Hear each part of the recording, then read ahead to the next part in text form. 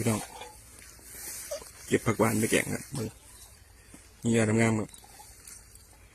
แกงเสร็จใครหมดแดงนี่ยอดงามหมดเด็ดกัน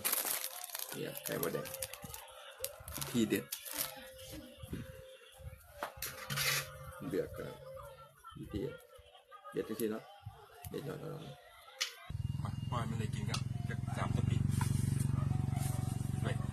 การไปเลยครับปลาครับบรรยากาศดีครับ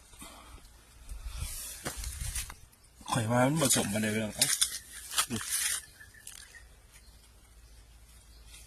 กระทั่งเลยมันห่วงเขาด้วยนี่ต้นผักหวานเนี่ยหมดเลยกัดครับนี่สดน้ำมานอนเลยหมดแดงทวนเป็น